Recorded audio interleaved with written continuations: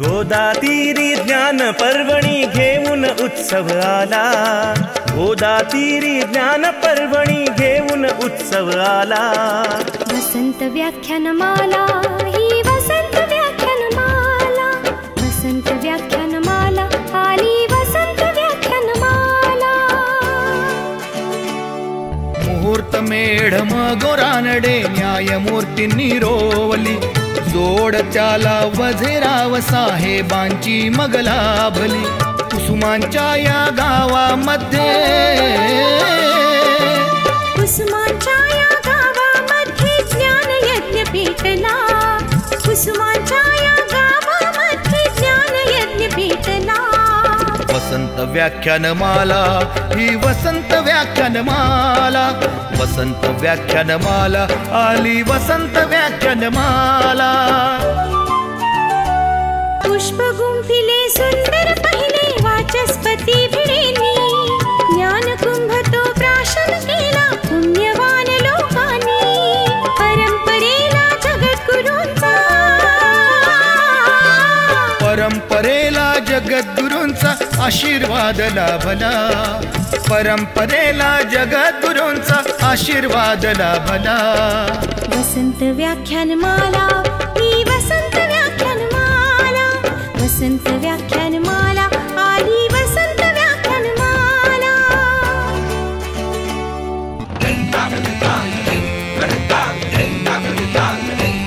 अहो देव मामले दार पटांगण फुलू फुलू लागले, लोकहिताला शिलेदार ही निस्वार्थी लाभले। खडतर होता मार्ग तरी पण, खडतर होता मार्ग तरी पण जागर ना थांबला, खडतर होता मार्ग तरी पण जागर ना थांबला। वसंत व्याख्यानमाला ही वसंत व्याख्यानमाला, वसंत व्याख्यानमाला आली वसंत व्याख्यानमाला। गांधी नेहरू सरोजिनी अंधोंडो केशव कर्वे, स्वप्न दिले स्वातंत्र्यवीरांनी स्वतंत्रतेचे नवे। स्वरलतिकेचा स्वरसागर हा, स्वरलतिकेचा स्वरसागर श्री गोदेला भेटला। वसंत व्याख्यानमाला ही वसंत व्याख्यानमाला, वसंत व्याख्यानमाला आली वसंत व्याख्यानमाला। आचार्यात्रे हिंदुहृदय सम्राट धडाडून गेले, विचारवंतांच्या प्रतिभेचे दर्शन येथे घडले। प्रबोधनाच्या नव्या युगाचा, प्रबोधनाच्या नव्या युगाचा पुरस्कार हा झाला, प्रबोधनाच्या नव्या युगाचा पुरस्कार हा झाला। वसंत व्याख्यानमाला ही वसंत व्याख्यानमाला, वसंत व्याख्यानमाला आली वसंत व्याख्यानमाला।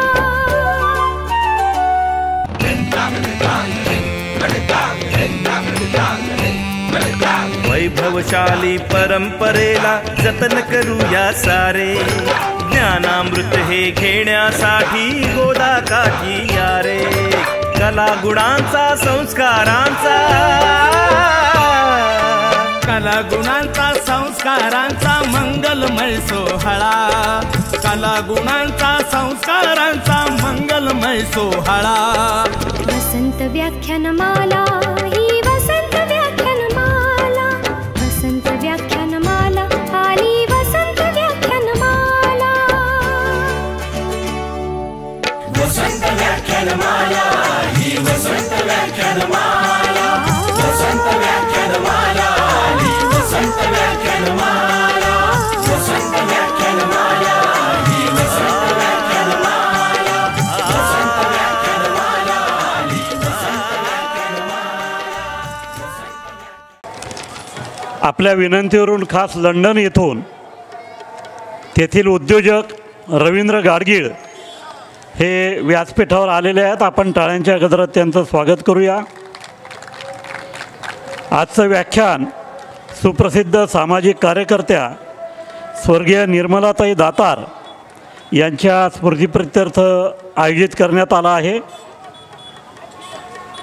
मुंबई एज्युकेशन ट्रस्ट तथा भुजबळ नॉलेज सिटी यांनी आजचं हे व्याख्यान प्रायोजित केलेलं आहे. मी प्रारंभी आपण स्वर्गीय निर्मलाताई दातार यांच्या जीवनावरील चित्रफित पाहूया आणि त्यानंतर गाडगीळ साहेब स्वर्गीय निर्मलाताई दातार यांच्या प्रतिमेला पुष्पहार अर्पण करतील. स्वर्गीय निर्मलाताई दातार, निर्मलाताई पूर्वाश्रमीच्या पाटणकर. त्यांचं शिक्षण नाशिकमध्येच झालं. परीक्षेचा फॉर्म भरण्यासाठी डॉक्टर गोगटेंनी त्यांना ऐनवेळी केलेली मदत आणि नंतर ते पैसे परत न घेता दिलेला संदेश, अडचणीत कोणीही असेल तर त्याला मदत कर म्हणजेच माझे पैसे मला पोचले असं मी समजेन, या संदेशाला शिरोधार्य मानूनच त्याने सेवाव्रत अंगीकारलं. हर्सुल गावातल्या गरजूंच्या समस्यांबाबत सरकार दरबारी आणि जनतेकडे जाऊन त्यांना आवश्यक ती मदत केली. नाशिकच्या मल्हारखाणीतल्या महिलांना स्वच्छतेचे महत्त्व समजावले. प्रत्यक्ष कृतीतून त्यांना स्नानासाठी आडोशाच्या जागा निर्माण करून दिल्या. तिथल्या महिलांच्या डोक्यातील उवांवर केमिस्टकडून विविध औषधं गोळा करून त्या औषधांच्या वापराचे प्रात्यक्षिकासह ज्ञान दिले. त्यांच्या आरोग्य शिक्षणासाठी शिबिरं घेतली. स्त्रीरोग तज्ज्ञांना बोलवून आरोग्याविषयी, स्वच्छतेविषयी मार्गदर्शन केलं. केंद्र शासनाच्या आणीबाणीविरुद्ध जनजागृती केली. अशा सगळ्या विरोध करणाऱ्यांचे केंद्र म्हणजेच त्यांचं निवासस्थान झालं होतं. त्या काळात दुर्गाबाई भागवत, प्रमिला दंडवते, जयवंतीबेन मेहता अशा विविध पक्षातील महिलांसाठी हक्काचे ठिकाण म्हणजेच निर्मलाताईंचं निवासस्थान. भारतीय जनता पक्षाच्या महिला आघाडीच्या त्या जिल्हाप्रमुख होत्या. सर्व राजकीय, सामाजिक, सांस्कृतिक क्षेत्रातील नवोदितांसह त्यांनी सढळ हातानं मदत केली. विवेकानंदांच्या कार्यात वाहून घ्यायचा संकल्प त्यांनी केला.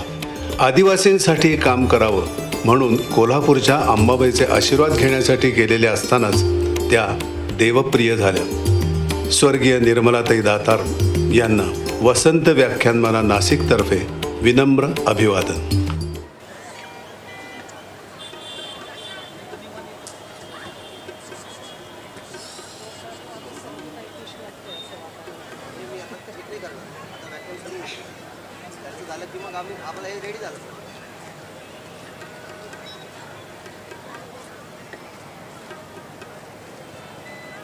आजचं हे व्याख्यान मुंबई एज्युकेशन ट्रस्ट तथा भुजबळ नॉलेज सिटी यांच्या सहकार्याने आपण आयोजित केलेलं आहे. आपण या ठिकाणी मुंबई एज्युकेशन ट्रस्टची एक छोटी चित्रफित बघूया.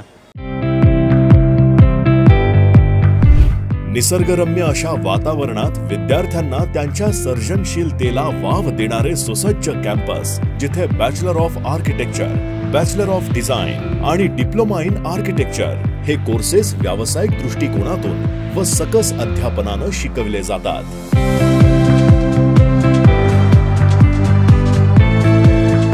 MET institute of architecture and interior design, Govardhan, Nashik.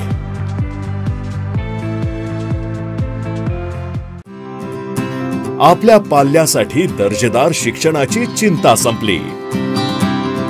Nursery ते इयत्ता 7वी पर्यंत CBSE अभ्यासक्रम असलेली इंग्रजी माध्यम शाळा म्हणजेच Meena Bhujbal school of excellence, Adgaon, Nashik.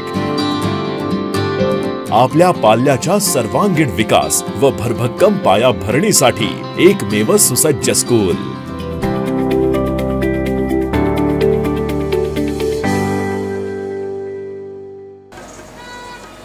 श्रीमान रवींद्र गाडगीळ यांचा परिचय व्याख्यानमालेच्या कार्याध्यक्षा प्राचार्य संगीता बापना या करून देतील.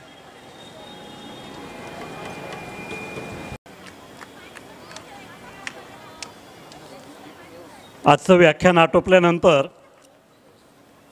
संतोष फासाटे व अफलातून ग्रुप प्रस्तुत सूरसम्राज्ञी म्हणजेच आपल्या आवडत्या भारतरत्न लता मंगेशकर यांच्या संदर्भातील सुमधुर गाणी या ठिकाणी सादर होणार आहेत. उद्या दिनांक 13 मे रोजी स्वीडन येथील ज्येष्ठ शिक्षण व सार्वजनिक आरोग्य तज्ज्ञ अशोक विखे पाटील हे आपल्याशी संवाद साधण्याकरता येणार आहेत. भारताच्या शाश्वत विकासासाठी काही आव्हाने असा त्यांचा विषय आहे. त्यानंतर हेमंत काळे प्रस्तुत दादा कोंडकी हिट्स हा गाण्यांचा कार्यक्रम होईल. 14 मे म्हणजे छत्रपती संभाजी महाराज यांची जयंती. त्यानिमित्ताने आपण निवृत्त स्क्वॉड्रन लीडर सुप्रिया छित्रे आणि देवळाली कॅम्प येथील लेफ्टनंट कर्नल गणेश एलिस यांची युद्ध आणि योद्धा या विषयावर व्याख्याने होतील. गाडगीळ सर, मला सांगायला आनंद वाटतो की गणेश एलिस हा लहानपणापासून आमची व्याख्यान मला वडिलांबरोबर ऐकायला यायचा आणि इथून प्रेरणा घेऊन तो आता लेफ्टनंट कर्नल पदापर्यंत पोचलेला आहे. त्यानंतर नंदकुमार देशपांडे प्रस्तुत सुधीर फडके ते श्रीधर फडके हा गाण्यांचा कार्यक्रम 14 मे रोजी होईल. 15 मे रोजी नवी दिल्ली येथील ज्येष्ठ विचारवंत भालचंद्र कांगो हे आपल्यामध्ये येतील. आचार्य आत्रे यांची 125वी जयंती सध्या साजरी होते. त्यानिमित्ताने आपण आचार्य आत्रे यांच्या स्वप्नातील महाराष्ट्र हा व्याख्यान ठेवलेला आहे. त्यानंतर संजय आडावतकर प्रस्तुत sentimental moods of Mohammed Rafi हा गाण्यांचा कार्यक्रम होईल. 16 मे रोजी आमदार सत्यजित तांबे हे भारत 1947 ते 2047 या विषयावर पुष्प गुंफतील. त्यानंतर सरगम सुगम संगीत अकादमी आणि symphony karaoke club group Chitrahaar हा गाण्यांचा कार्यक्रम सादर करतील. 17 मे रोजी विजय सूर्यवंशी हे राज्य उत्पादन शुल्क विभागाचे आयुक्त आहेत. त्यांचं भाषण होईल. सहयोगी शासन प्रशासनातील लोकसहभाग हा त्यांचा विषय आहे. 18 मे रोजी शमसुद्दीन तांबोळी अध्यक्ष मुस्लिम सत्यशोधक मंडळ पुणे हे समान नागरी कायदा वास्तव अपेक्षा आणि सुधारणा या विषयावर संवाद साधतील. 19 मे रोजी नाशिकचं नाव जागतिक स्तरावर पोहोचविणारे ESDS सॉफ्टवेअर सोल्युशनचे चेअरमन पियुष सोमानी हे आम्ही नाशिककर या विषयावर बोलतील. आणि 20 मे रोजी मुंबई येथील प्रख्यात साहित्यिक प्राध्यापक भगवान इंगळे हे उभारणी या विषयावर संवाद साधतील. मी सगळ्यांना विनंती करतो की आपण मोठ्या संख्येने या सर्व कार्यक्रमांचा लाभ घ्यावा. ही व्याख्यानं आयोजित करण्यासाठी भरपूर खर्च असतो. आपल्या सर्वांना विनंती आहे, या ठिकाणी QR कोड लावलेला आहे, त्याचा आपण वापर करून आपली देणगी संस्थेच्या थेट बँक खात्यामध्ये जमा करू शकता. आपल्यासारख्या उदार देणगीदारांच्या भरोशावरच व्याख्यानमालेचं काम सुरू आहे. मी आदरणीय रवींद्र गाडगीळ सर यांना विनंती करतो त्यांनी आजच्या पुष्पास प्रारंभ करावा. महाराष्ट्रीयन माणसे स्थानिक छटा असलेला जागतिक खजिना हा त्यांचा विषय आहे. कालच आपण आनंद गानू यांच्या व्याख्यानातून जगभरातली मराठी माणसं जगभरातल्या वेगवेगळ्या भागात किती उत्तम काम करतायत आणि उत्तुंग कामगिरी करतायत हे जाणून घेतलं. आता आपण हा खजिना देखील गाडगीळ सरांच्या माध्यमातून लुटूया. धन्यवाद. नमस्कार. सांगितल्याप्रमाणे मी रवींद्र गाडगीळ. सर्वप्रथम प्रभू श्रीराम, छत्रपती शिवाजी महाराज, संत ज्ञानेश्वर आणि समर्थ रामदास स्वामी यांच्या चरणी नतमस्तक होतो. वसंत व्याख्यानमालेच्या 101व्या वर्षात पदार्पण केल्याबद्दल सर्व संयोजकांचे मनपूर्वक अभिनंदन. मला या व्याख्यानमालेत आमंत्रण दिल्याबद्दल त्यांचे धन्यवाद.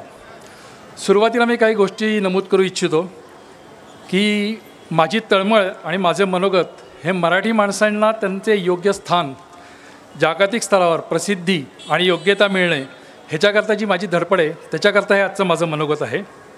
यात कुठल्याही प्रकारचा राजकीय, प्रांतीय, धार्मिक कुठल्याही प्रकारचा हेतूनी प्रेरित हे माझे मनोगत नाही आहे. कोणाचाही उपमर्द किंवा कोणालाही उद्देशून कमी लेखण्याचा यात प्रयत्न नाही आहे. काही नामोल्लेख जर झाले तर ते केवळ माझ्या ओळखीमुळे आणि माझ्या उदाहरणाकरता सांगण्याकरता असतील. Otherwise there is no other intention. मुख्य विषयाकडे वळण्याआधी मला काही गोष्टी सांगायच्या आहेत. त्या फाउंडेशन आहे जे मला पुढे नंतर सांगायचं त्याकरता. तर सुरुवात करतो की महाराष्ट्र आता कुठे आहे, आपण आज इथे का पोचलो आहे त्याच्याबद्दल मला थोडी माहिती सांगायची आहे.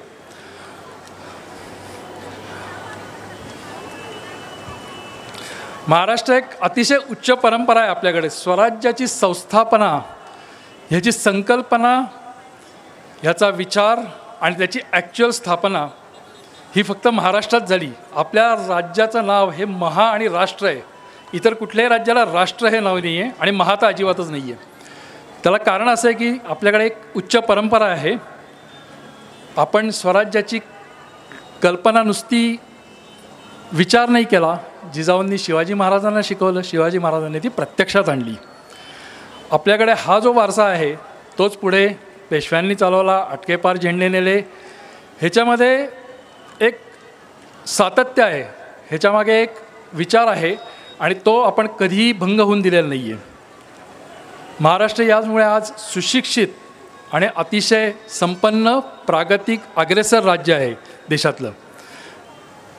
ह्याचबरोबर आपल्याकडे संतांची अतिशय मोठी परंपरा आहे. त्यामुळे नुसताच भोगवाद किंवा नुसताच चंगळवाद किंवा नुसताच वस्तुवाद नाही आहे, तर आपल्याकडे आध्यात्मिक वारसा आणि अखंड संत परंपरा आहे. 13व्या शतकात ज्ञानेश्वरांपासून त्या आधुनिक संत गाडगे महाराजांपर्यंत ही अखंड परंपरा ही तुम्ही जर मागे वळून बघितलं तर ह्यात कुठेही खंड पडलेलं नाही आहे. ही सतत चालू आहे आणि आजच्याही युगात आपल्याला असे आधुनिक संत वेगळ्या मार्गाने कार्य करताना दिसतात. आता आपल्याला स्वातंत्र्याकरता काम करावं नाही लागत आहे. आपल्याला धर्मसंस्थापनाकरता काम नाही करावं, दुसऱ्या प्रकारे करावं लागते. त्याच्याकरता आता आधुनिक संत आपल्याकडे आहेत आणि ही परंपरा सतत पुढे चालू ठेवली आहे. स्वातंत्र्य लढा, आता मी ब्रिटनमध्ये राहतो म्हणजे मला तोही जिव्हाळ्याचा विषय आहेच की आपल्या इथे जे स्वातंत्र्य सैनिक होऊन गेले ह्या सगळ्यांची प्रेरणा, हे जे मी आत्ता सांगितलं की आपली जी मागची परंपरा आहे त्यातनं प्रेरणा घेऊन यांनी हा स्वातंत्र्य लढा पुढे चालू ठेवला. नाशिक यात सगळ्यात अग्रणी होतं, हे सांगायची काही गरज नाही. अनेक स्वातंत्र्य सैनिक या मातीतून जन्माला आले आणि त्यांनी देशाकरता आपले बलिदान दिले. त्याचबरोबर समाजसुधारक, आज जर आपण मागे वळून बघितलं तर महात्मा ज्योतिबा फुले, सावित्रीबाई फुले, बाबा आमटे ह्यांच्यासारख्या बाबा आमटे मी तुम्हाला सांगतो की जगात कुठेही असं उदाहरण नाही आहे. एवढं सेल्फलेस कार्य केलेलं कुठेही उदाहरण नाही जगात, एवढं कार्य बाबा आमटेंनी केलेलं आहे. अशी समाजसुधारकांची एक परंपरा आपण कायम अखंडित ठेवलेली आहे. आता महाराष्ट्राचा एक भौगोलिक आणि प्राकृतिक विचार केला तर आपल्याकडे अमर्याद नैसर्गिक संपदा आहे. 700 मैलाचा समुद्रकिनारा आहे आपल्याकडे, कणखर सह्याद्री आहे, विपुल जंगले आणि वने आहेत, उपजाऊ जमीन आहे, पुरेसे पाणी आहे आणि 250 ते 275 दिवस स्वच्छ सूर्यप्रकाश आहे.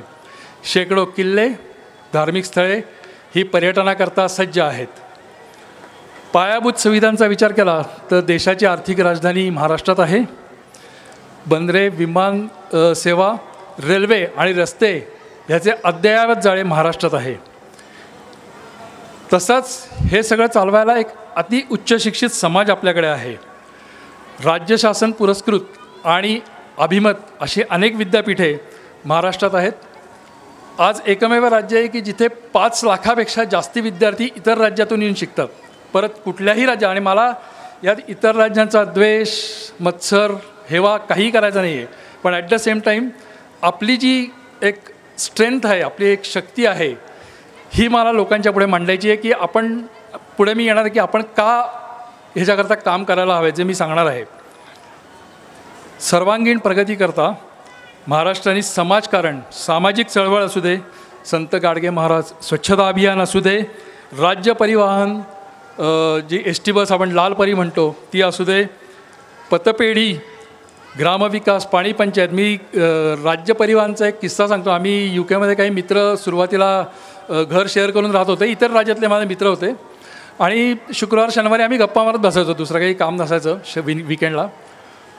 तर विषय निघाला नॅचरली पॉलिटिक्स आणि थोडं आपापल्या राज्याची महती सांगत होते. तर एक उत्तर पूर्व राज्यातला माझा मित्र म्हणला की अरे रवि, इधर तो देखो, इधर बिहार में विद इन द सिटी कुछ ट्रांसपोर्ट है ही नहीं, अख्ख्या सिटीच्या आत कुठलंही ट्रांसपोर्ट नहीं है. तो म्हणला रवि इधर कुछ भी नहीं, इधर जो बोल रहा है ना उसके pass with in the city भी नहीं है और आउटसाइड द सिटी भी नहीं है. आता आपल्याकडे जर बघितलं तर राज्य परिवहन महामंडळ हे खेडोपाडी ही योजना कुठेही नाही आहे. जी राज्य परिवहन जे सरकार चालवत आहे ही योजना कुठेही नाही आहे. सो आपल्याकडे समाजकारणात आपण अतिशय अग्रेसर आहोत. स्त्री शिक्षण आपल्याकडे फार मोठी परंपरा आहे स्त्री शिक्षणाची, त्याच्याकरता विद्यापीठ आहेत आणि त्याचा ठसा हा आता आम्हाला परदेशात जेव्हा आम्ही राहतो तेव्हा दिसतो. माझ्या ओळखीच्या एक खगोलशास्त्रज्ञ आहेत, त्या युरोपियन स्पेस एजन्सीबरोबर विश्वाच्या निर्मितीपासून पहिले 500 मिलियन वर्षात काय घडलं, पहिल्या 50 कोटी वर्षात, ह्याच्यावर त्या रिसर्च करत आहेत. महाराष्ट्रात शिकलेल्या, UK येऊन PhD केलं. सो स्त्री शिक्षणाचा पाया आपल्याला जर वाटतं की अरे ठीक आहे त्यावेळी केलं, त्यावेळी गरज होती, ती अखंड परंपरा आणि त्याचा वारसा ही लोक पुढे चालवत आहेत. हे स्त्री शिक्षणाचे खूप मोठं योगदान आहे आणि त्याच्याकरता आपल्याला माहिती आहे की किती मागे ह्याच्याकरता कष्ट आणि खस्ता खाल्लेले आहेत लोकांनी. उच्च शिक्षण, इंग्लिश ही व्यापाराची, व्यवसायाची भाषा आहे. महाराष्ट्रात सगळ्यात जास्त इंग्लिश स्पीकिंग यंग पॉप्युलेशन आहे की जे अगदी फ्लुएंटली इंग्लिश बोलू शकतात, कारण शिक्षणाचा पाया आहे त्यांना. देशसेवा, प्री इंडिपेंडन्स, पोस्ट इंडिपेंडन्स, स्वराज्य स्थापना, त्याची जोपासना, त्याचा विस्तार आणि त्याला उच्च स्थान निर्माण करून देण्याकरता जे अनेक लोकांनी, समाजकार्य असेल, स्वातंत्र्य सैनिकांचं कार्य असेल, महाराष्ट्र यात कधीही मागे नव्हता आणि मी म्हटलं तसं की कायम अग्रणी होता. त्यांनी याचं नेतृत्व केलं, त्यांनी दिशा दाखवली आणि त्यात स्वतः सहभागी नाही तर नुसते सल्ले देणारे बरेच असतात, पण आपल्या इथं तशी परिस्थिती नव्हती की ह्यांनी अतिशय स्वतःला झोकून देऊन लीडरशिप कसे असावेत हे पण दाखवून दिलं आणि नवीन नेते तयार केले.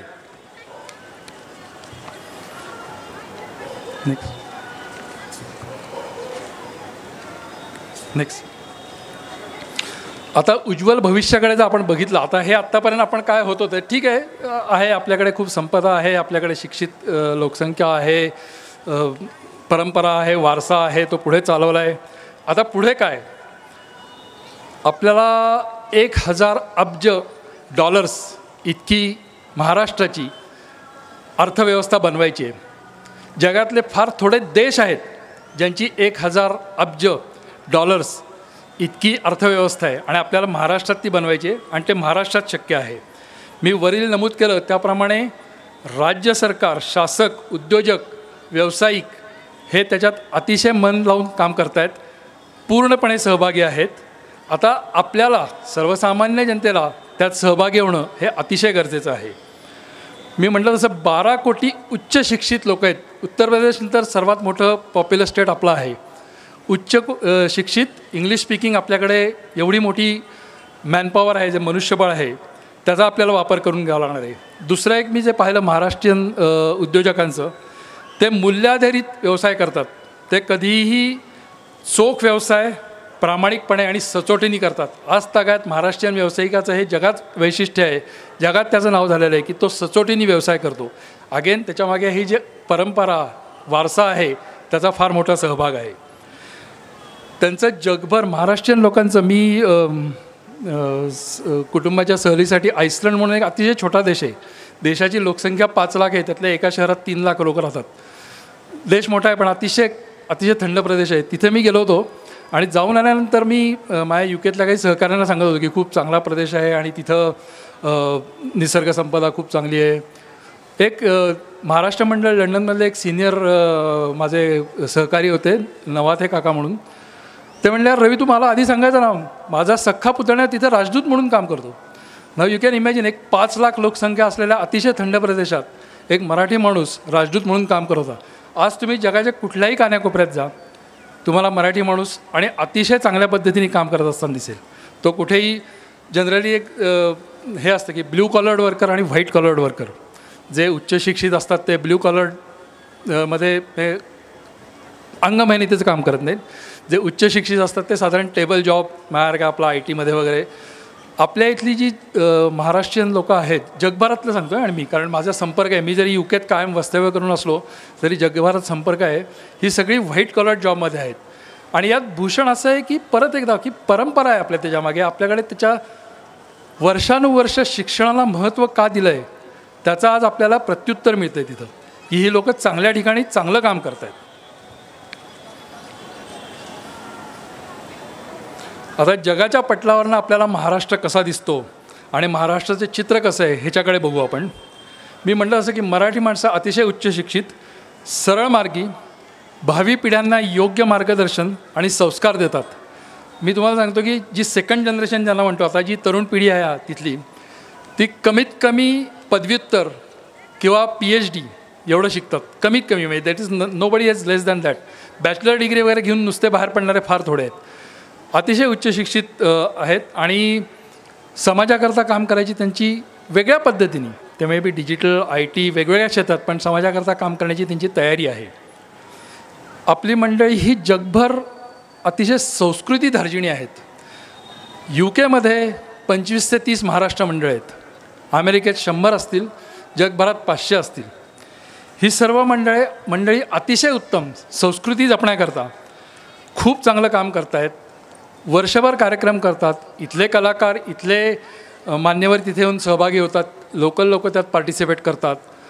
पण संस्कृतीच्या पुढं काय? आपल्याला जर $1,000 अब्ज एवढी जर बनवायची असेल आपली महासत्ता, तर आपल्याला व्यवसाय, उद्योजकता ह्याच्याकडे लक्ष द्यावंच लागेल. म्हणलं तसं की ती लोकं अतिशय चांगलं काम करत आहेत संस्कृती संवर्धनाचं, पण आता त्याच्या पुढेही जाऊन विचार करण्याची गरज आहे.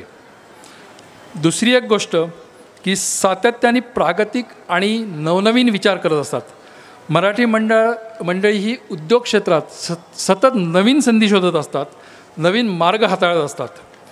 शासन आणि सरकारी यंत्रणा आपल्या परीने मदत करतच आहेत. प्रत्येक गोष्ट शासन करणं शक्य नाही आहे. हे मी तिथेही पाहिलं, तिथलंही शासन करू शकत नाही, इथलंही शासन करणं शक्य नाही आहे. पण त्याच्याकरता आपल्याला आपल्या कक्षा वाढवणं अतिशय गरजेचं आहे की जेणेकरून शासक त्याच्याकडे लक्ष देतील. प्रसिद्धी माध्यमापासून दूर राहणे हा एक काय मराठी माणसाचा एक गुण, अवगुण म्हणता येणार नाही मला, पण गुण हे मला काही सांगता येत नाही. अतिशय म्हणजे ही प्रकर्षाने जाणवणारी आणि खटकणारी गोष्ट आहे.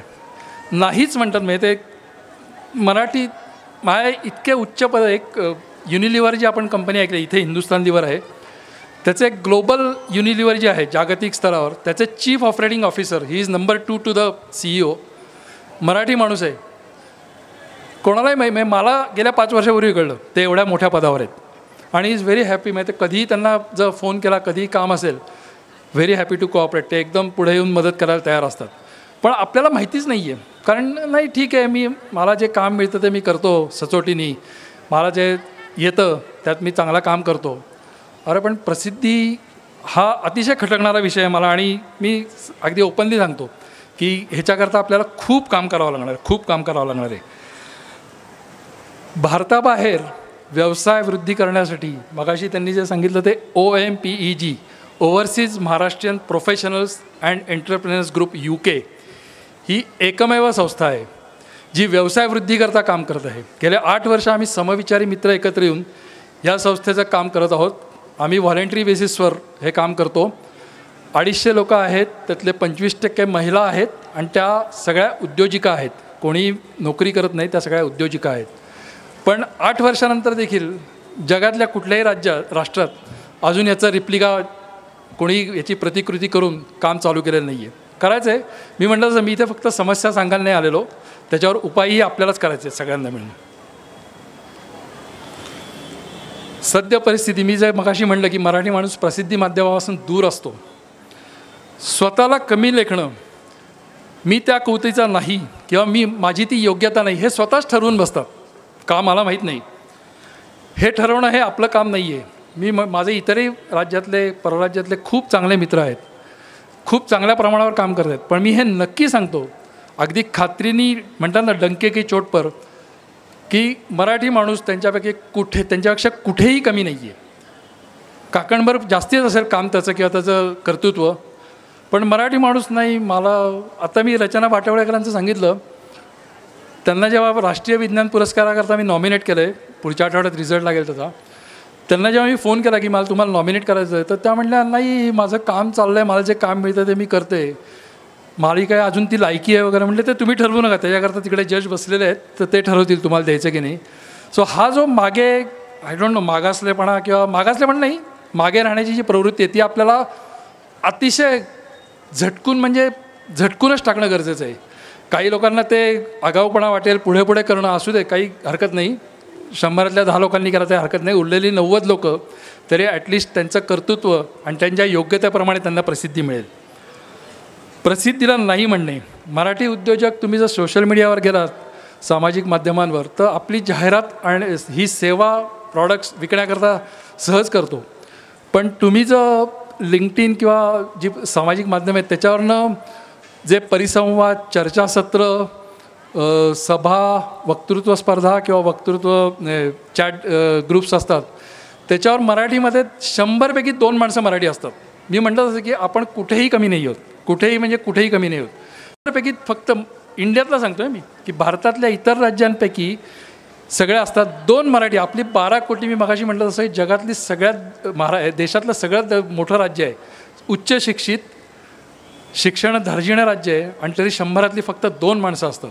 हे चित्र बदलणं अत्यंत गरजेचं आहे, अतिशय गरजेचं आहे. याला म्हणजे काही पर्यायच नाही. त्याच्याकरता काय करा, आपल्याला सगळ्यांना मिळून करायचं आहे. हे मी एकटा तिथे बसून काही करू शकणार नाही. तुम्हाला पुढे यायचं आहे. तुम्हाला स्वतःला आणि तुमच्या बरोबरच्या सहकाऱ्यांना प्रोजेक्ट करायचे, त्यांना पुढे आणायचं आहे आणि त्यांनाही माहिती करून द्यायची आहे. कारण नाहीतर हे शक्य नाही आहे. हे कार्य फार मोठं आहे. आणि आवाजवी नम्रता आणि तो एक भाग आहे की मान सन्मान याच्यापासून दूर राहणे आणि ते स्वतःच ठरवणे. व्यासपीठावरनं मला इंग्लिश बोलता येत नाही चांगलं, अतिशय उत्कृष्ट इंग्लिश म्हटलं ना, आपल्या इथे इंग्लिश शिक्षित सर्वात मोठं राज्य आहे देशातलं. दुसऱ्या राज्यातले काही फार आपल्यापेक्षा चांगलं इंग्लिश बोलत नाहीत. त्यामुळे हे एक जे न्यूनगंड आहे हा आपल्याला अतिशय, कारण काय की विनम्रता आणि माझ्यात कमतरता आहे ह्यात फार थिन लाईन आहे आणि ती आपल्याला पुसणं फार गरजेचं आहे. विनम्र असणं हे अतिशय चांगलं आहे. मी जी मोठी मोठी उदाहरणं सांगितली ना, ही लोकं अतिशय विनम्र आहेत, अतिशय. म्हणजे कधीही त्यांना ते कधी मी मोठा आहे, तू तिथं काम करतो, नथिंग. पण त्याच्याबरोबर आपल्याकडे काही कमी आहे म्हणून तुम्ही विनम्र नाही आहात, ती तुमचं गुण आहे विनम्र, म्हणून तुम्ही कमतरता तुमच्याकडे अजिबात नाही आहे.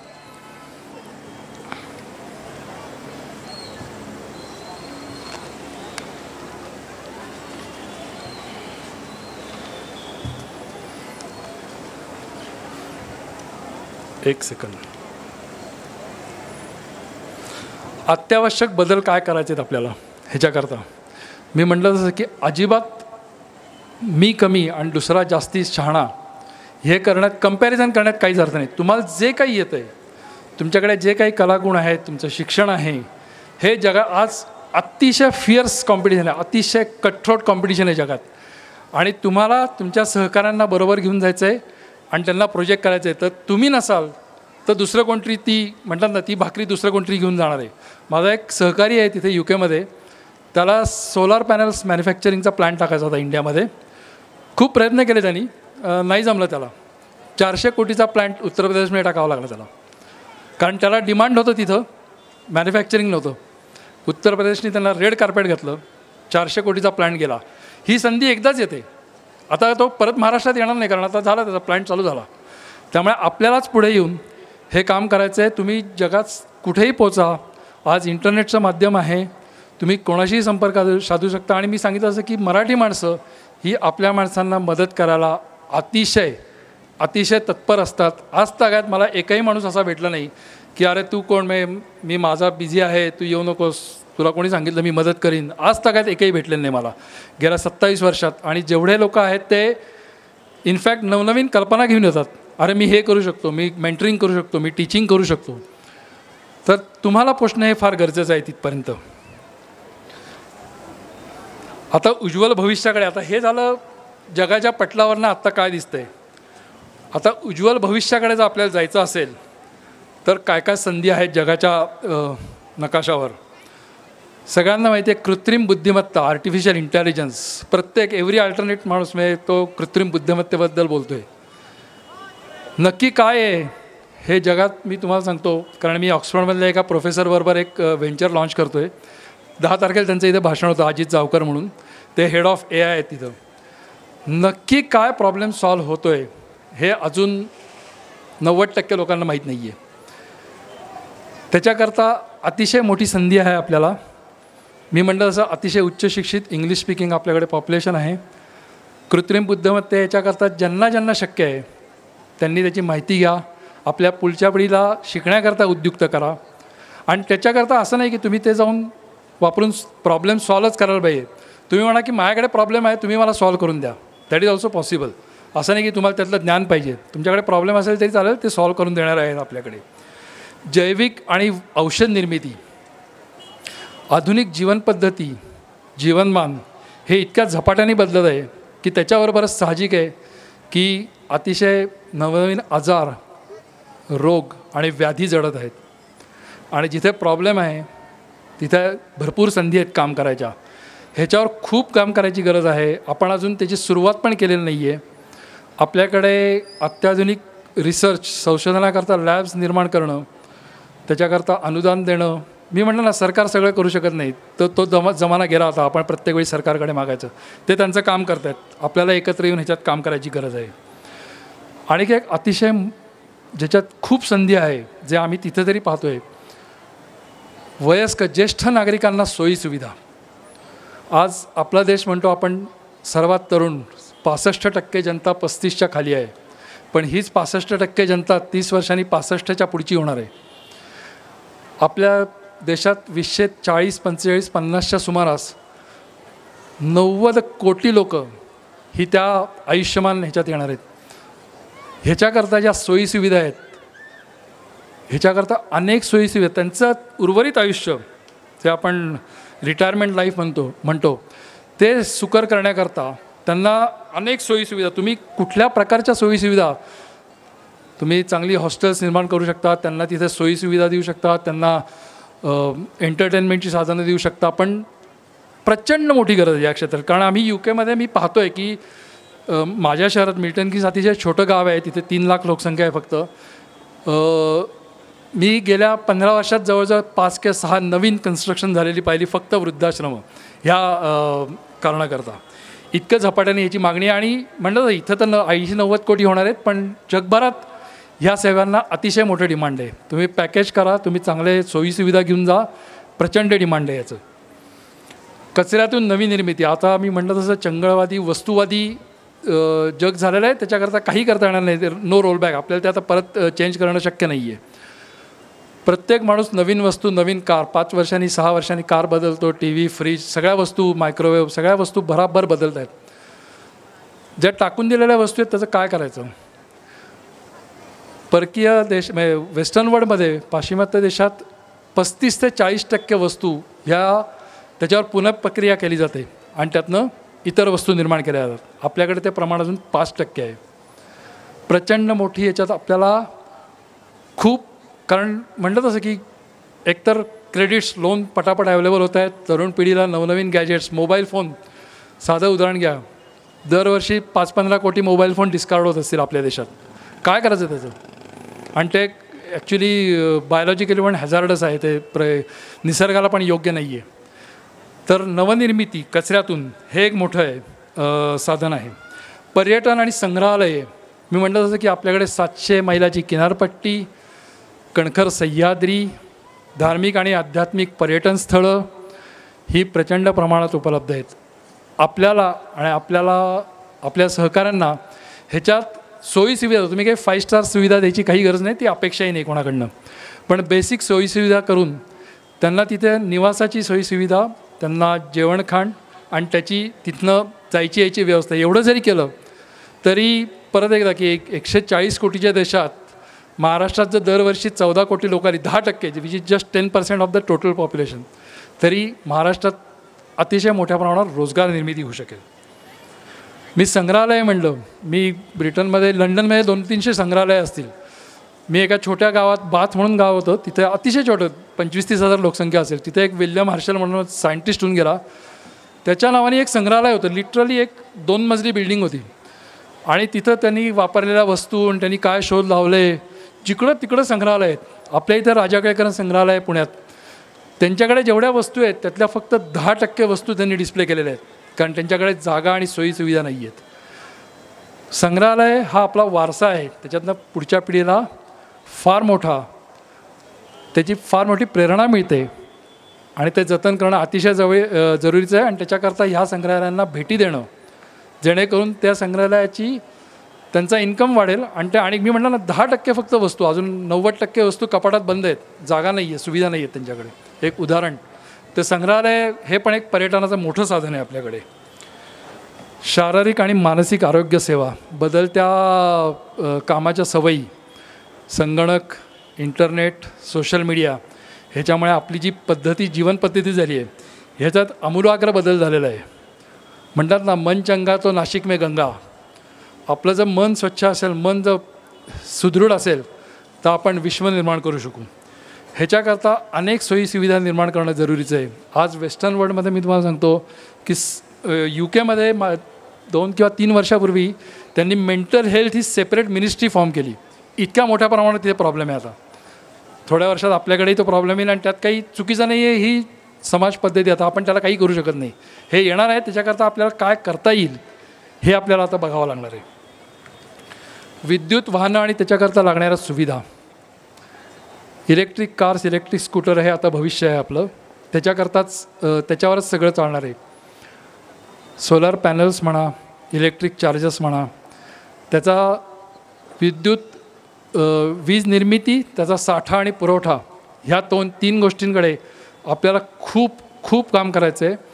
कारण ह्या तिन्ही गोष्टी जर सुसंगत पद्धतीने अवेलेबल असतील तरच विद्युत वाहनं आणि त्याचा वापर सक्सेसफुल होईल. नाही तर विद्युत पुरवठा नसेल तर तुम्ही वाहन चालवणार कसं, त्याचा साठा नसेल किंवा त्याच्या योग्य जागी त्याचं डिस्पेन्सेशन नसेल तर तुम्ही वाहन वापरणार कसं. ह्याच्यामध्ये खूप संधी आहेत.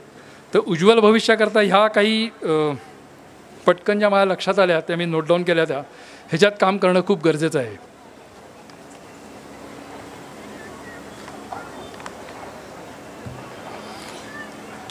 ह्या सगळ्या सुवर्ण संधी आपण कशा आता हाताळणार आहोत आणि त्याचा कसा वापर करणार आहोत. विकसित आणि प्रागतिक विचारसरणी असलेलं मनुष्यबळ, मी म्हणलं ना, वारसा परंपरा आहे तो सतत चालू ठेवलेला आहे.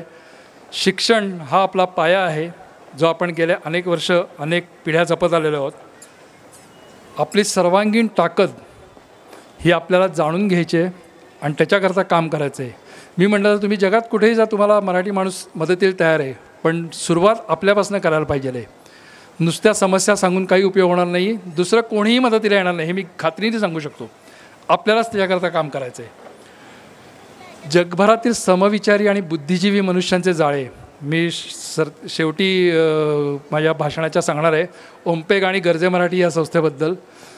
गरजे मराठी संस्थेत माझ्या माहितीत 1000 लोक आहेत, त्यातले 500 लोक PhD आहेत आणि उरलेले 500 लोक पदव्युत्तर शिक्षित आहेत. आणि हे कधीही आपल्याला मदत करायला तयार आहेत. हे जगभर पसरलेलं जाळं आहे. जपान, ऑस्ट्रेलिया, न्यूझीलंडपासनं कॅनडा, USA, साऊथ अमेरिका, कुठेही जा, ही लोक उच्च शिक्षित चांगल्या स्तरावर काम करत आहेत आणि मदतीला तयार आहेत. प्रगत तंत्रज्ञानाची हाताळणी आणि जोड, आजकालची तरुण पिढी सोशल मीडियावर अतिशय ॲक्टिव्ह आहे आणि ते खूप चांगलं काम करत आहेत. आपल्याला ते वापर करून आपल्याला काय फायदा करून घेता येईल, त्याचे जे दुष्परिणाम आहेत ते होणार आहेत, त्याला आपण काही करू शकत नाही. कमी कसं करायचं ते बघता येईल, पण होणार आहेत, त्याला आता काही चॉईस नाही आहे. की यंग पिढीच्या हातात सोशल मीडिया आहे, मग ते दिवसभर फोनवरच असतात, काही करू शकत नाही. पण त्याचा वापर चांगल्या पद्धतीने कसा करता येईल. यंग पिढीला जर आपण त्यांना सांगितलं की तू मोबाईल ॲप डेव्हलप कर, आजकाल मोबाईल ॲप डेव्हलप करणं खूप सोपं आहे. ठीक आहे, तू तुझ्या मित्रांना घेऊन एक मोबाईल ॲप तू वेळ घालवतोस ना मोबाईलवर, एक डेव्हलप कर की रोज शाळेला येता जाताना मी घरातनं निघालो की मी शाळेत पोचलो की मला एक ॲटोमॅटिक घरच्यांना SMS पोचला पाहिजे, मी शाळेत पोचल्याबद्दल की मी सुखरूप शाळेत पोचलेलो आहे. अशी अनेक मोबाईल ॲप त्यांचा वेळही चांगला जाईल, मोबाईलशी संलग्न असतील, पण त्याचा सदुपयोग करून घेता येईल. शासनाकडून दखल आणि सहाय्य, मी आधी सांगितलं तसं शासनाकडे हजारो योजना आहेत, त्या आपल्यापर्यंत पोचणं गरजेचं आहे. आपण शासनाकडे जाणं, माझा जो वैयक्तिक अनुभव आहे तर शासन मदत करायला अतिशय तयार आहे. त्यांच्यापर्यंत पोचणं अजिबात अवघड नाही आहे. सातत्य पाहिजे, थोडा पाठपुरावा पाहिजे, पण मदत नक्की मिळते आपल्याला तिथनं. शासन उद्योग आणि व्यवसाय वाढीकरता नवनवीन उपक्रम घेऊन येते. आता मी नुकतंच ऐकलं की ते एक खिडकी प्रकल्प, सिंगल विंडो क्लिअरन्स, महाराष्ट्र शासन तरी थोड्याच दिवसात GR काय काढणार आहे की उद्योजकांना एकाच ठिकाणी सगळ्या सोयीसुविधा मिळतील उद्योग चालू करण्याकरता. हा एक महाराष्ट्र शासनाचा उपक्रम आहे, त्याचाही आपल्याला फायदा घेता येईल.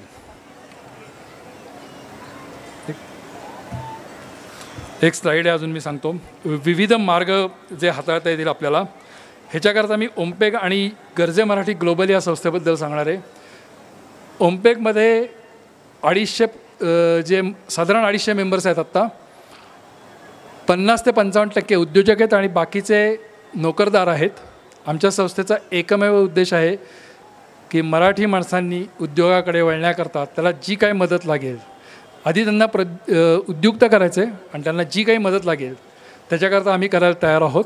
आम्ही हे व्यासपीठ निर्माण करून देतो. आम्ही कुठेही त्यांना तू हा बिझनेस कर किंवा तुला इथे फायनान्स मिळेल हे आम्ही गाईड करत नाही. ते त्यांचं त्यांनी शोधायचं आहे, पण आम्ही व्यासपीठ उपलब्ध करून दिले. वर्षभर आमचे कार्यक्रम असतात, काही वेबिनार्स पण असतात. आपल्याला जर त्याच्याशी संलग्न व्हायचं असेल तर आमची वेबसाईट आहे www.ompeg.org.uk. त्याच्यावर आपण जाऊन रजिस्टर करू शकता. ही बिझनेस करता संस्था असल्यामुळे आम्ही 10 पाऊंड पर मंथ नॉमिनल शुल्क आकारतो, कारण ही संस्था चालवण्याकरता आम्हाला त्याची गरज आहे.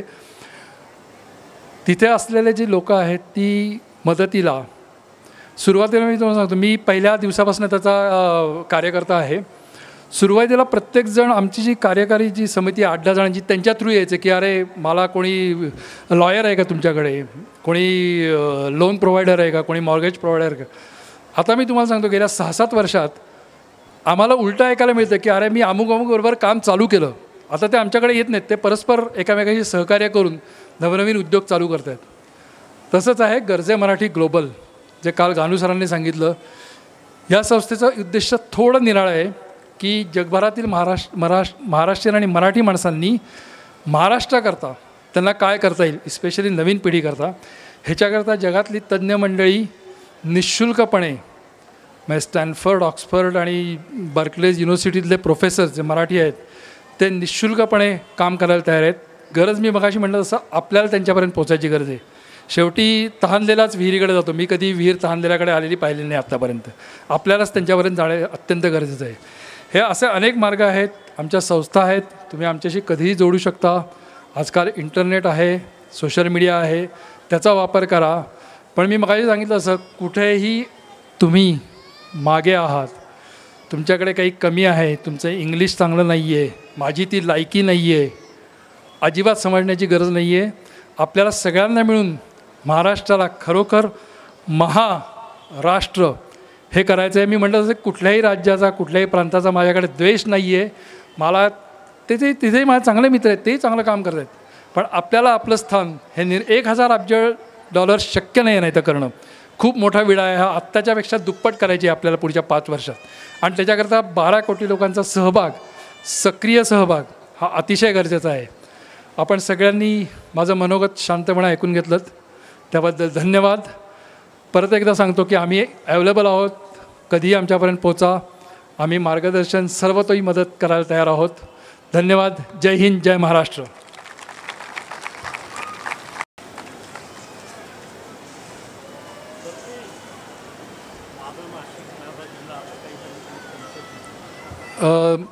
गानू सरांचा एक प्रकल्प आहे, माझं नाशिक माझा जिल्हा. प्रत्येक जिल्ह्याकरता आहे, त्यातल्या नाशिककरता त्यांनी माझं नाशिक माझा जिल्हा हा प्रकल्प ते तिथल्या उद्योजकांना, विचारवंतांना, बुद्धिजीवी लोकांना, नवीन पिढीला मार्गदर्शन करण्याकरता हा उपक्रम चालू केलेला आहे.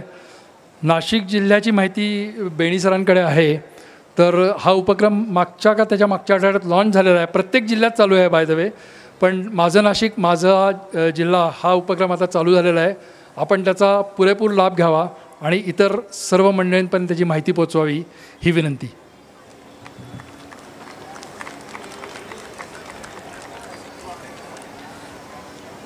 धन्यवाद सर. आजचं स्वर्गीय निर्मलाताई दातार स्मृती व्याख्यान प्राध्यापक रवींद्र गाडगीळ, उद्योजक, लंडन यांचं आजचं व्याख्यान झालं आहे. वसंत व्याख्यानमालेच्या वतीने मी त्यांचं आभार मानतो. सहकार्य मुंबई एज्युकेशन ट्रस्ट मेट यांचंही वसंत व्याख्यानमालेच्या वतीने आभार मानतो. आणि आजचा पुढील कार्यक्रम संतोष फासाटे व आपलातून ग्रुप प्रस्तुत सूरसम्राज्ञी लता दिदी यांचं सुमधुर गाणे हा पुढचा कार्यक्रम होईल. त्यांचा सत्कार सल्लागार मुक्तेश्वर मुनशेट्टीवार सर यांनी करावा अशी त्यांना विनंती करतो.